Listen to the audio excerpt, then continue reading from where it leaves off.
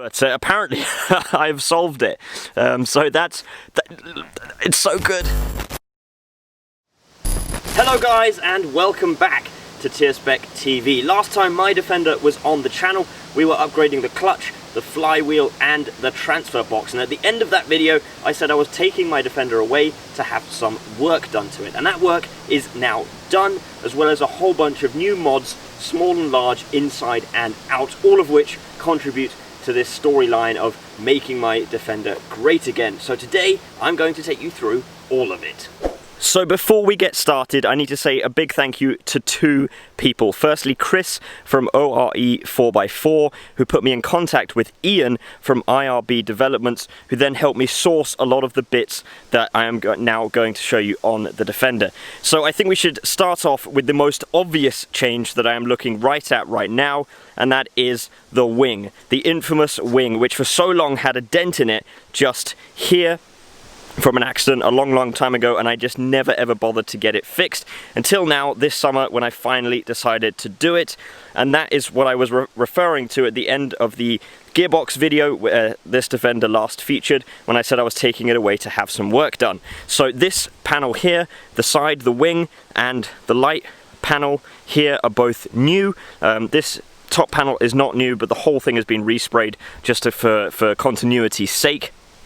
Because before there was a dent into here, which also went into this, so this was bent, and then you can actually see, just for reference there, this is kind of scratched from where that was, so it kind of went into the, you know, that depth, I guess, because it hit the plastic there as well.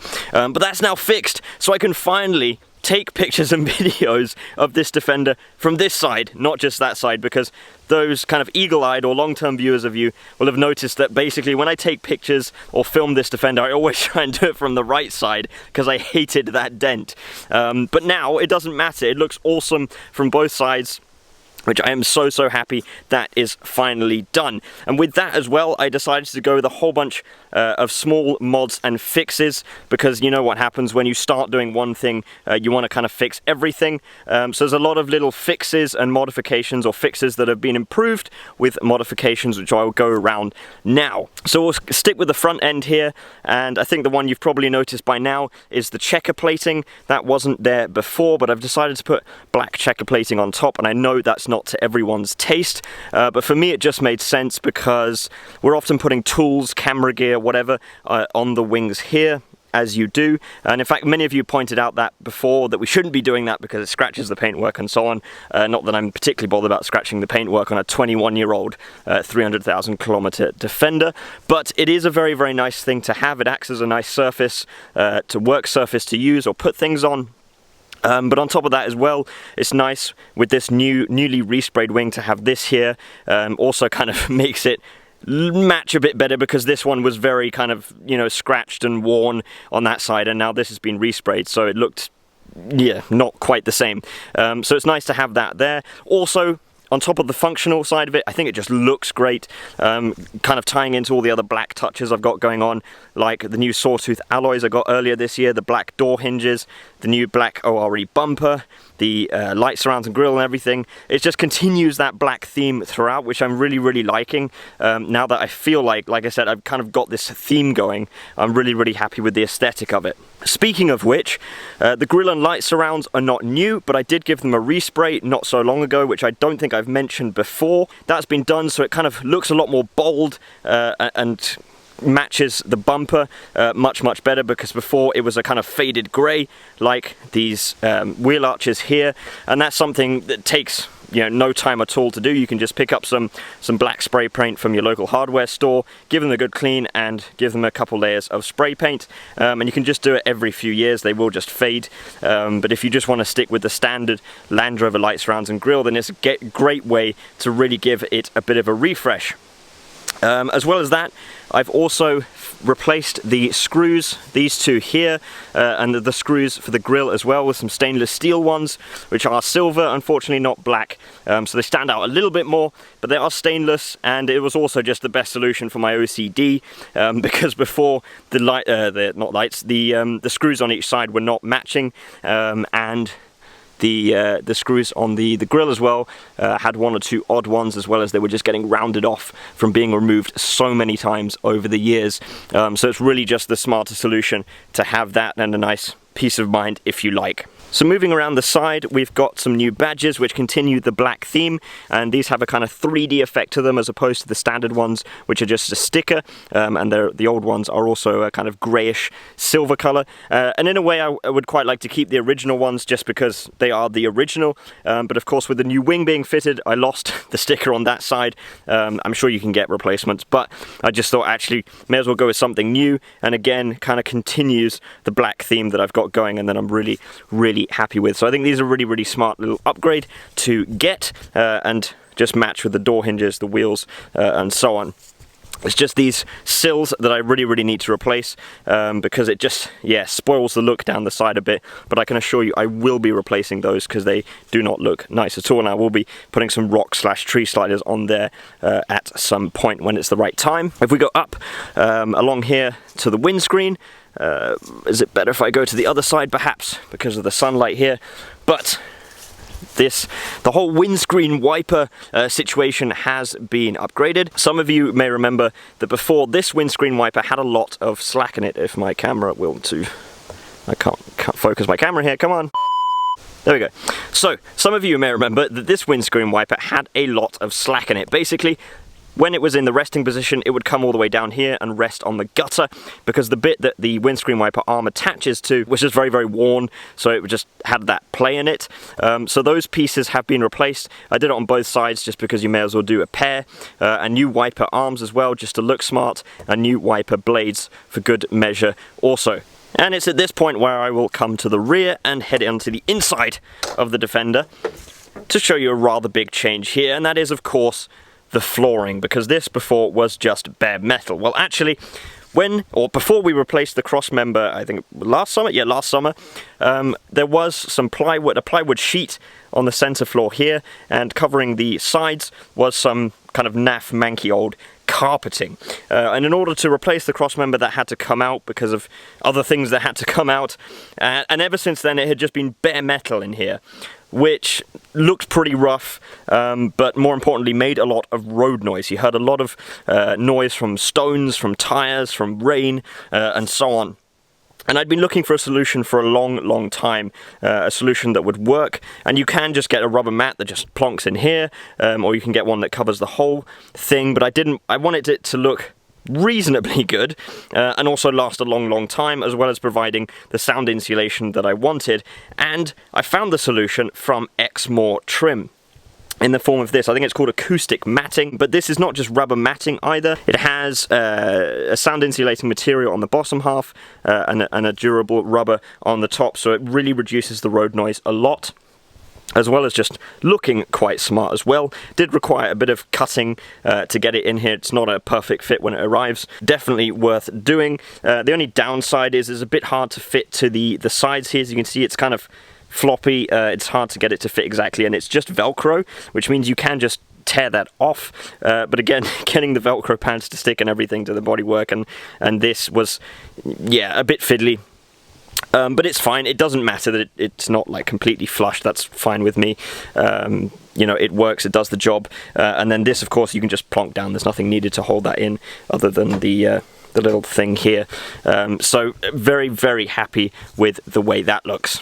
You may have also noticed that the wheel carrier is missing, and that's just because I wanted to treat the cross member and tidy that up. So I took that off for now, but we'll put it back on at some point. So if we come into the cabin now, we've got, yes, this, more checker plating on the door down here. If you know Defenders, you know that part gets very dirty. You can see a lot of scuff and dirt marks and things along here, which again is a Defender, so it doesn't really matter. But it's a nice little touch to have, and a very easy little mod, because that's easier to wipe off. And again, continues my theme, so it satisfies my OCD in many ways. I actually had these lying around for a very long time, for years in fact, and just kind of neglected them and completely forgot I had them.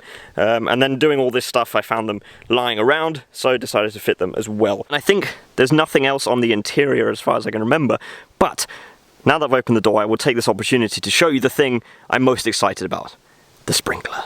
So let's put the ignition on, and behold this in all its glory. The road doesn't even show up very well on the camera, but it works so much better than the original sprinkler, and it's like the thing I am most excited about with this, because the original one was pathetic. In fact, I have the original one here to show you. It's just this plastic thing, which you can just tell is so cheap and flimsy. You compare that to the one I've replaced it with, it feels like it's actually been engineered and put some thought into it.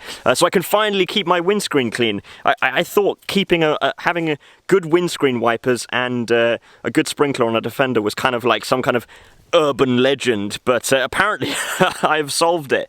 So it's so good. I think that is everything that I can think of right now. Of course, there are many, many more changes to come.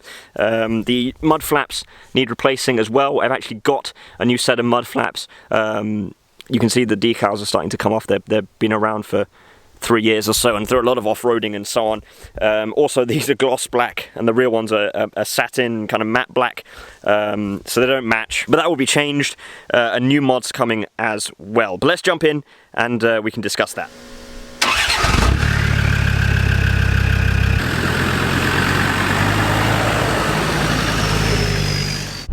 So at this point I should probably provide a bit of backstory for this whole making my Defender great again, if you've just dived into the middle of it.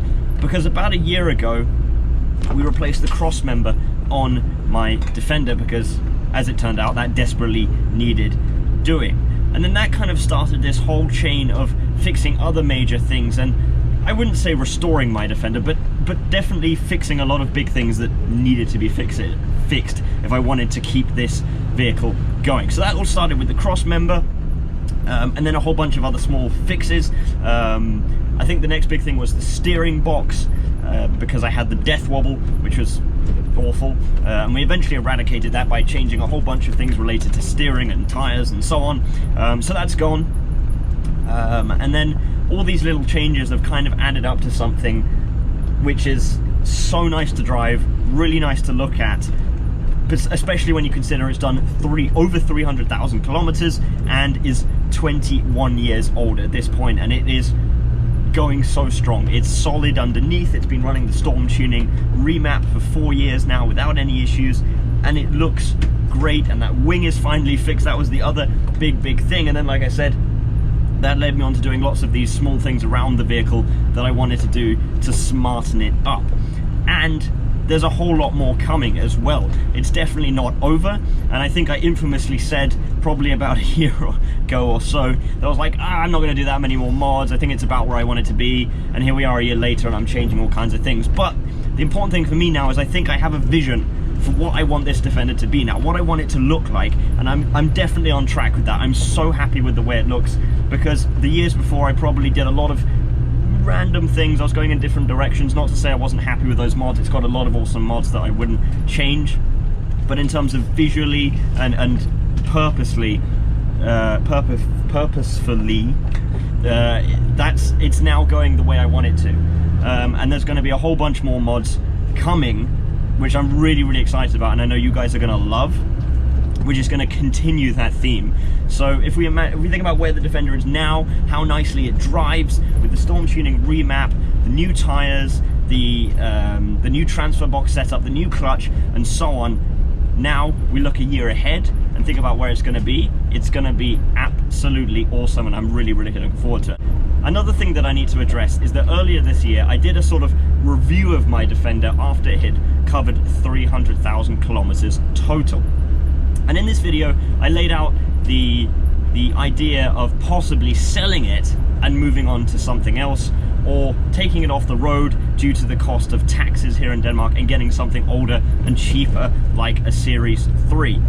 And I don't think we've ever had so many comments on one video, at least not as quickly as the comments came in on that video, which was awesome to see. But a lot of them were people concerned that I was just tomorrow going to go out and sell this Defender. And although I kind of teased the idea and said, it's an idea, what do you think of it? I don't think I would ever be able to sell this Defender unless, you know, worst came to worst and for some reason I had to get rid of it because of something going on in my life. I don't know, like I just completely run out of money, but that I don't see a situation where that happens, at least. even then I think I would just be living in this instead of living in an actual house or whatever. But no, I will never ever get rid of this Defender. I can't see myself doing that. It's something I want to keep forever, especially considering the way things are going with rules around the world and emissions and all this stuff about these vehicles are not going to be things we can use in 10 years time, perhaps. It might not be that way anymore. So I want to enjoy it while it lasts and keep it forever and keep it one day in a collection along with a whole bunch of other vehicles. I think that would be so cool, and then at that point maybe I would restore it, but for now I'm going to keep improving it, keep upgrading it. I'm not going to take it off the road yet, and I am certainly not going to sell it, so you do not need to worry about that. Perhaps I teased that a little too much in the previous video. But let me know what you think of the mods and what you think could or should be coming next for this Defender. I'm very excited to share it with you. Thank you very much for watching, and we will see you in the next video.